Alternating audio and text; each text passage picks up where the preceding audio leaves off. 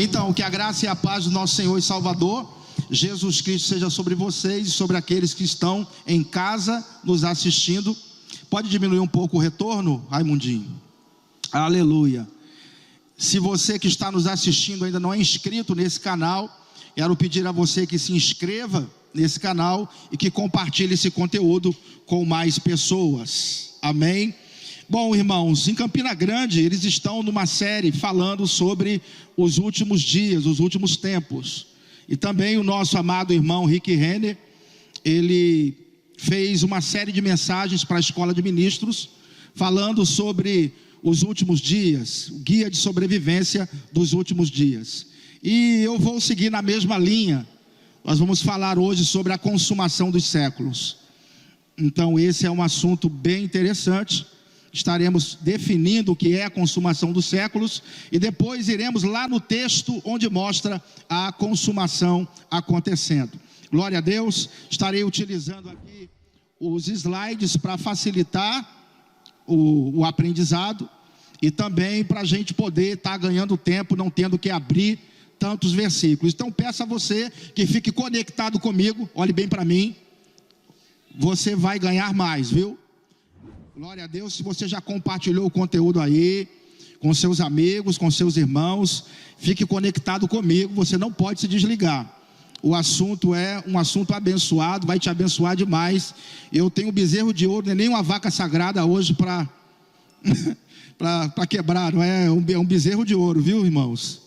Com certeza esse aqui é um bezerro enorme, eu vou quebrar ele no final. Tá certo? Vocês estão comigo?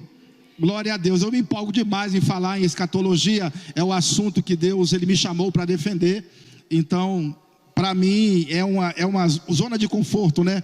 Assim como para Cida, pastor Jaelson, é fácil falar sobre fé, para mim é fácil falar sobre escatologia.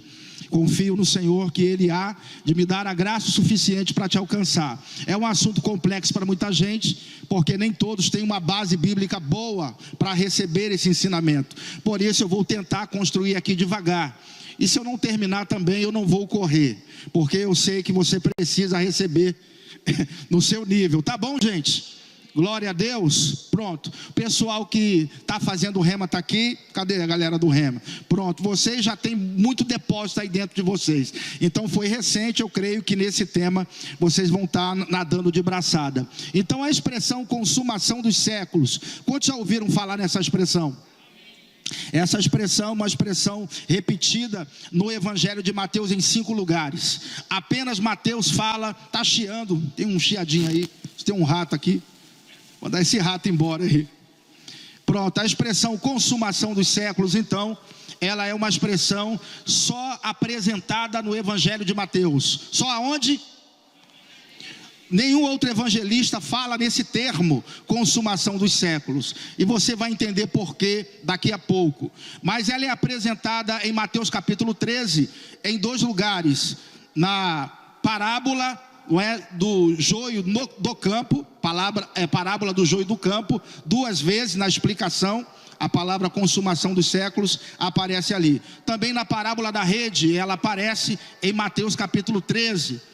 Outra aparição da palavra consumação dos séculos está em Mateus capítulo 28, quando Jesus vai falar da grande comissão. Ali ele fala em consumação dos séculos. Ele disse: eis que estou convosco todos os dias até a consumação dos séculos. É a 4ª ocorrência. E a 5ª e última ocorrência está no discurso de Jesus do Monte das Oliveiras, no capítulo 24, nas 3 perguntas que os discípulos fizeram para Jesus. Na última pergunta: que sinal haverá da consumação dos séculos? Então nós temos 5 ocorrências da expressão consumação dos séculos. E o que essa palavra significa?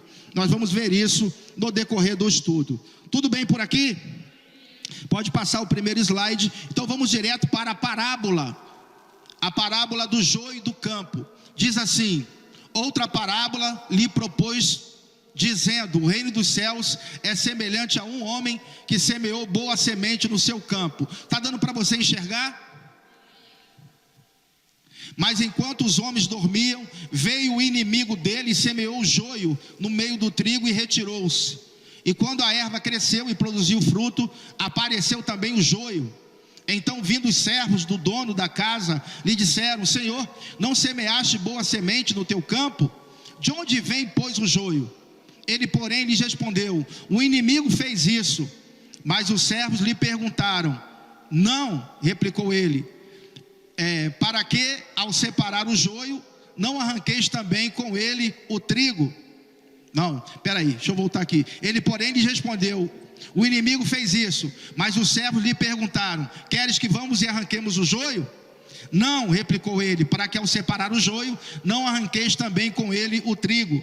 Deixai-os crescer juntos até a colheita, e no tempo da colheita direi aos ceifeiros: ajuntai primeiro o joio, atai-o em feixes, para ser queimado, mas o trigo recolhei no meu celeiro. Essa foi uma parábola que Jesus proferiu, e ele vai trazer então a explicação da parábola. Quantos querem receber a explicação da parábola feita pelo próprio Senhor Jesus?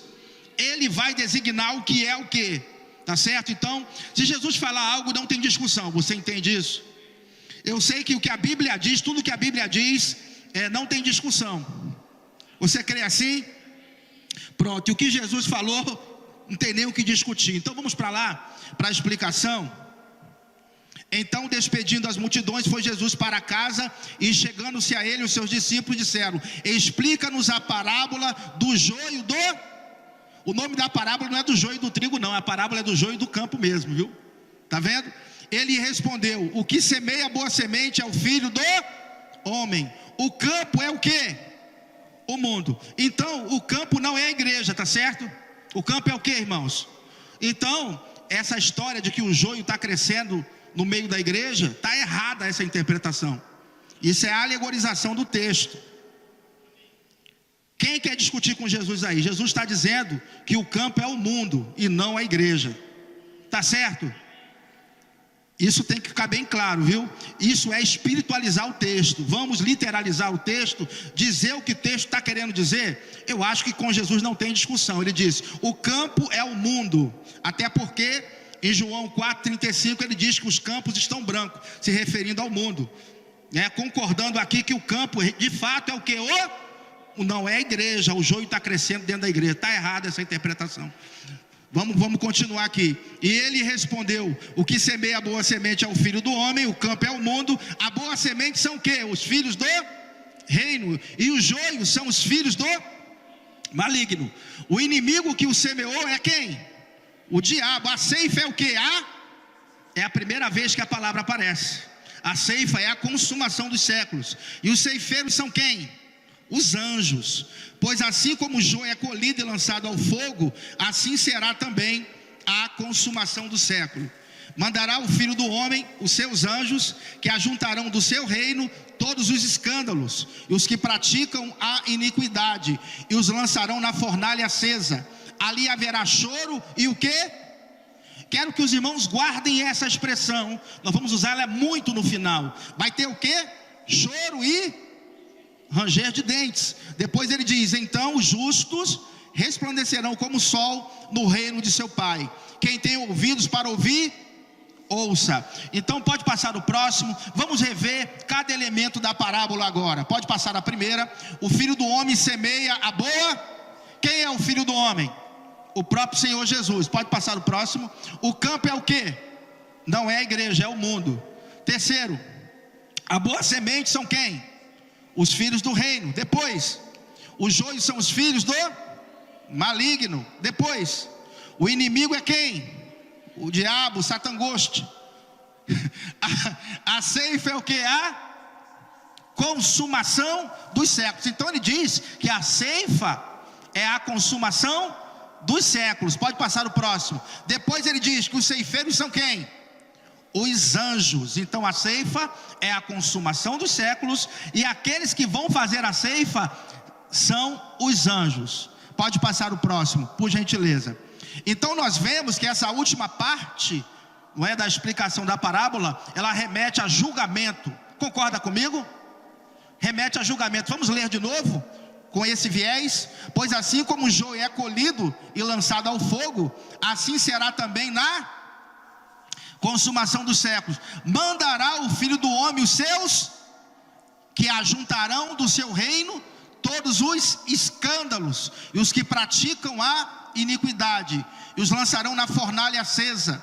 Ali haverá choro e ranger de dentes. Então os justos resplandecerão como o sol no reino de seu Pai. Quem tem ouvidos para ouvir, ouça. Pode passar o próximo.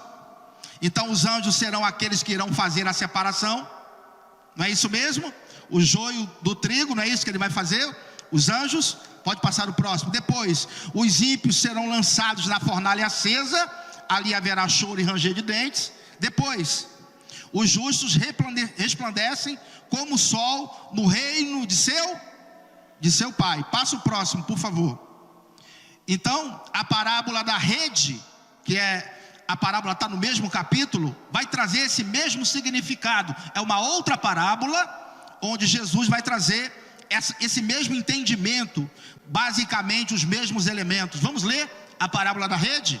Ele diz: o reino dos céus é ainda semelhante a uma rede que, lançada ao mar, recolhe peixes de toda espécie, e quando já está cheia, os pescadores arrastam-no para a praia, e assentados escolhe os bons para os cestos, e os ruins fazem o quê?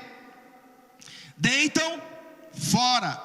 Assim será na consumação a palavra é a terceira vez que ela aparece. Sairão os anjos e separarão os maus dentre os justos, os lançarão na fornalha acesa. Ali haverá choro e ranger de...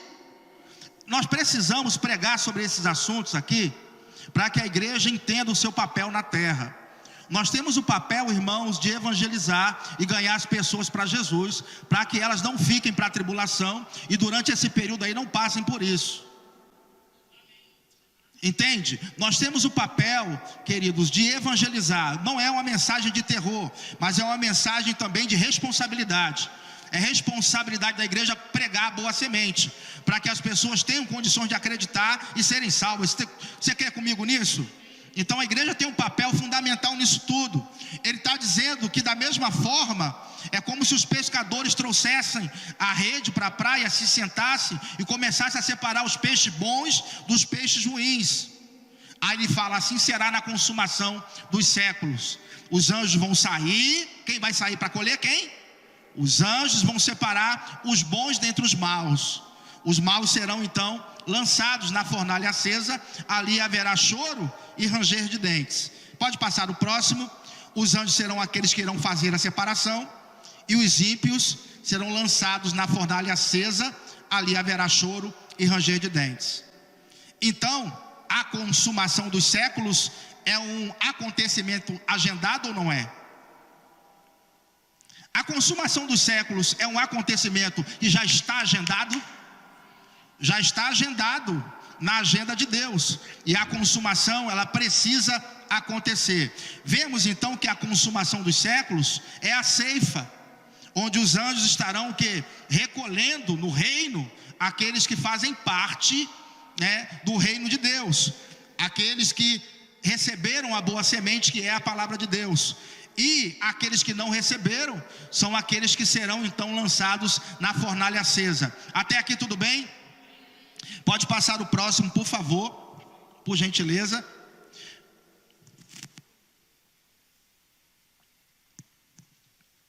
Surge então uma pergunta: quando a consumação dos séculos ou a ceifa vai acontecer? Quem quer saber aí?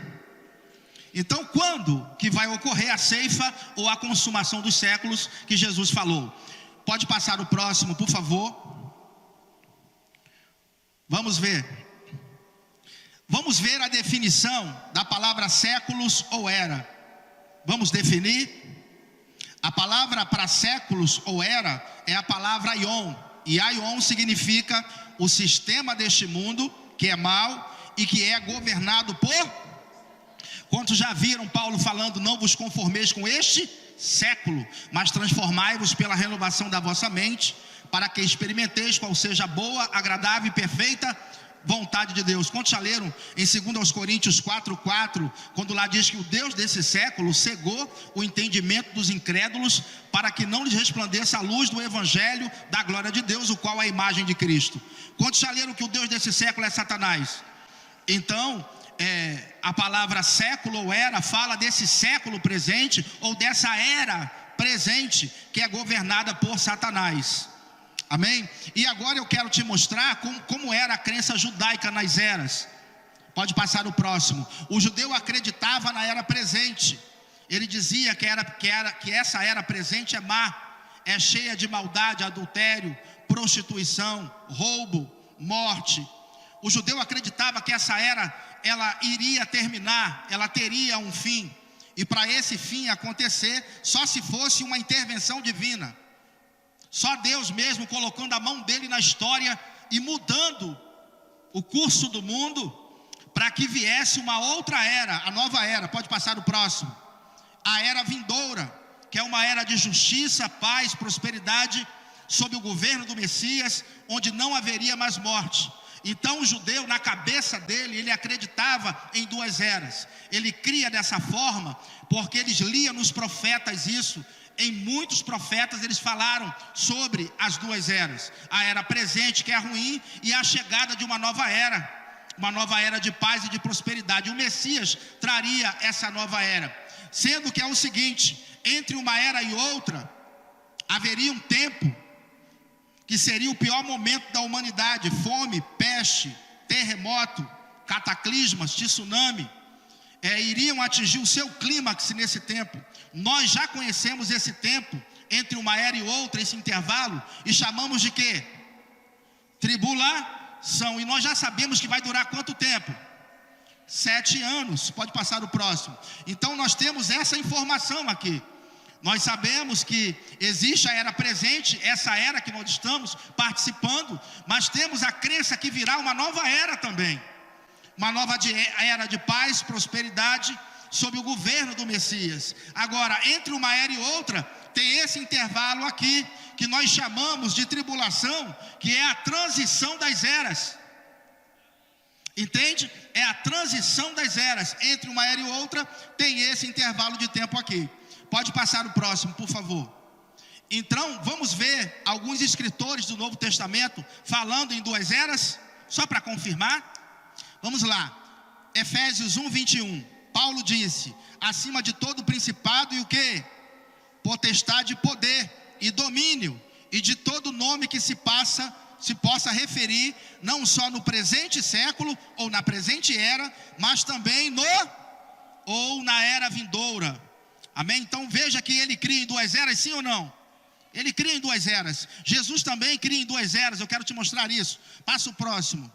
Mateus 12:32 diz: se alguém proferir alguma palavra contra o Filho do Homem, ser-lhe-á isso perdoado. Mas se alguém falar contra o Espírito Santo, não lhe será isso perdoado, nem nesta era e nem na era. Observe como eles acreditavam em duas eras, a era presente e a era vindoura. Então eles criam dessa forma, e tudo que eles escreveram tinha esse arcabouço. Quando Mateus colocou consumação dos séculos, ele sabia exatamente o que ele estava escrevendo ali. Nas 5 passagens, ele sabia exatamente o que era. E muita gente hoje não sabe o que é a consumação dos séculos, mas graças a Deus que você veio para o culto de ensino quinta-feira, e você vai saber o que é a expressão consumação dos séculos. Então vamos amadurecer um pouco mais esse entendimento para fixar. Pode passar o próximo. Recapitulando, séculos ou era, vem da palavra grega aion, que significa o quê? O sistema deste mundo, que é o quê? Mal, e que é governado por Satanás. Então a era presente é essa que nós estamos, sob o governo de Satanás. A era vindoura é a era onde Satanás perderá, né, o seu poder, e Cristo vai governar para sempre. Entre uma era e outra nós temos um intervalo de tempo que conhecemos como? E vai durar quanto tempo? O intervalo entre uma era e outra. E vamos definir agora a palavra consumação, porque já vimos a palavra séculos ou era. Vamos ver agora a definição de consumação. E a palavra grega é sunteleia. Dá para botar o nome da filha, né? De sunteleia. Sunteleia. Pode passar o próximo. Ato ou efeito de completar. Ato ou efeito de completar o quê? Irmãos, eu vou falar para vocês com todas as letras. Lembra que o judeu acreditava que só Deus poderia intervir no curso da história para trazer a era vindoura? Não era só ele que poderia intervir? Pois é. Então a tribulação é a intervenção divina no curso da história. Assim como o dilúvio foi a intervenção divina, destruindo o mundo antigo e salvando só Noé. Quem mandou o dilúvio foi quem? Foi Deus, não foi? Pronto, a tribulação também é ordenada por Deus. Está agendado. É um evento agendado. E graças a Deus que nós estamos recebendo em primeira mão. O crente sabe o que vai acontecer amanhã. E sabe que o seu futuro é glorioso. Porque você não vai participar dessa bagaceira toda aí. Dê um glória aí, crente. Amém. Então a gente fica feliz. Então Deus intervém nas eras, trazendo a tribulação. Ele que traz, e é Ele também que encerra. Eu quero te mostrar isso num quadro melhor. Passa o próximo aí. Veja, o Senhor Jesus começa a tribulação desatando os selos em Apocalipse 6. Conte a ler Apocalipse 6 aí. Não é o cordeiro que abre o livro? Esse livro representa a vontade divina no tocante aos acontecimentos da terra. É Deus agora dizendo, eu vou meter a mão nisso. E se Deus disse que vai meter a mão, já era. Já era, é Deus colocando a mão no curso da história. Então quem desata o selo é o próprio cordeiro. Por que é ele? Porque só ele é digno de abrir o livro.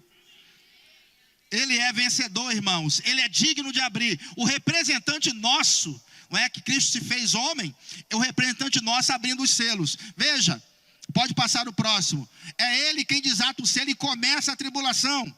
E é ele também que termina com a sua vinda. Pode passar o próximo aí. Exatamente aqui, ó. Pá! Aí a era vindoura chega. Então Cristo começa a tribulação desatando o selo, e é Ele que põe fim a ela com a sua vinda. Viu que a definição de sunteleia, ato ou efeito de terminar o que se começou? Faz sentido para você? Quem começou a tribulação foi quem? Jesus. E é Ele quem? É Ele terminando aquilo que Ele começou. É mais ou menos assim como se você fosse fazer um bolo e você colocasse ali no forno aquele bolo, várias camadas, depois você tirasse, né, e fosse montando, colocasse o recheio e depois faltasse o acabamento. E alguém pergunta, já terminou o bolo? E você disse, não, estou terminando. Sunteleia é mais ou menos isso. É o fim em andamento. Amém? É alguém terminando, ainda terminando o que ele mesmo começou. Então quando a gente fala de consumação dos séculos, são os últimos momentos da era ruim, não é? No que acontece no final da tribulação, e são os primeiros atos de um rei recém-chegado tomando posse do seu reino. Aleluia, Cristo chegando e colocando ordem. Nós vimos que os anjos saem então para separar quem sobreviveu à tribulação. Porque a consumação dos séculos ocorre em que momento? No começo ou no final da tribulação? No final, já botei aqui já para você fixar. A consumação dos séculos então ocorre quando? No final da... Os anjos vão chegar aqui e sob o comando do Messias vai separar os que sobreviveram à tribulação. Vamos ver isso acontecendo? Pode passar o próximo. Vamos lá, vamos para Mateus 24, onde existe a outra ocorrência da palavra consumação dos séculos. Tendo Jesus saído do templo, ia se retirando quando se aproximaram dele os seus discípulos, para lhe mostrar as construções do templo. E ele, porém, lhe disse, não vedes tudo isso? Em verdade vos digo que não ficará aqui pedra sobre pedra que não seja o quê? No Monte das Oliveiras, achava-se Jesus assentado, quando se aproximaram dele os seus discípulos. em particular e lhe pediram: dize-nos, quando sucederão essas coisas, e que sinal haverá da tua vinda, e que sinal haverá da consumação dos séculos? Então os discípulos fazem 3 perguntas para Jesus: quando acontecerão essas coisas, que sinal haverá da tua vinda, e que sinal haverá da consumação dos séculos? Pode passar o próximo. Vamos fixar as 3 perguntas. Primeira pergunta: quando acontecerão essas? Segunda pergunta: que sinal haverá da sua? Terceira pergunta: que sinal haverá da consumação dos séculos? Eu quero só alertar os irmãos que o discurso de Jesus no Monte das Oliveiras começa em Mateus 24 e ele só termina no final de Mateus 25. Então são 2 capítulos inteiros ele trazendo o discurso. Não tire os textos isolados e tire conclusões precipitadas. Esse discurso é repetido em Lucas 21 e também em Marcos capítulo 13. Tudo bem, gente? Então vamos lá. A primeira pergunta: quando acontecerão essas coisas? Que coisas ele está se referindo? A destruição do templo no ano 70 da nossa era. Porque Jesus está onde? Na região do templo. E ele diz: não vede tudo isso? Não ficará pedra sobre pedra que não seja derribada. E os discípulos ficaram então com a pulga atrás da orelha. Falou: mestre, quando isso vai acontecer? A primeira pergunta: quando acontecerão essas coisas? Se referindo à destruição do templo. Lucas capítulo 21 responde melhor a essa pergunta. Não dá tempo de eu ler aqui, mas existem lá no meu canal pelo menos umas 30 ministrações que eu falo sobre isso. Depois você vai lá e procura, que você vai achar. Beleza? Tranquilo? Então a primeira pergunta está respondida. Quando acontecerão essas coisas? Que coisas? A destruição do templo, que já aconteceu em qual ano? No ano 70. No ano 70, os romanos invadiram Jerusalém e o templo foi o quê? Destruído. Primeira pergunta, então, respondida, e é um ato já acontecido. Tranquilo? Vamos para as outras 2 perguntas. Que sinal haverá da sua? Que sinal haverá da sua vinda? E ele lhes respondeu: vede que ninguém vos, porque virão muitos em meu nome, dizendo: eu sou o Cristo, e enganarão e certamente ouvireis falar de guerras e rumores de guerras. Vede, não vos assusteis, porque é necessário assim acontecer, mas ainda não é o fim. Porquanto se levantará nação contra nação, reino contra reino, e haverá o quê? Fomes. E haverá mais o quê? Pestes. E mais o quê? Em vários lugares. Porém tudo isso é o princípio das... Então sereis atribulados e vos matarão.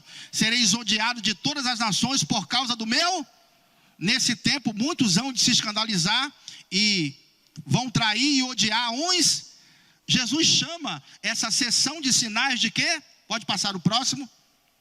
Princípio das... Pergunto para os irmãos aqui. Eu sei que quem não sabe vai errar. Quem sabe vai acertar. Pergunto para vocês aqui. Esses sinais aqui são para os nossos dias? Esses sinais não são para os nossos dias. Ainda bem que vocês acertaram, viu, gente? O povo está começando a pensar escatologicamente. Por quê? Por quê? Porque esses sinais aqui são eventos que estão dentro da tribulação. Né? Esses sinais são eventos da tribulação. É a própria tribulação em andamento.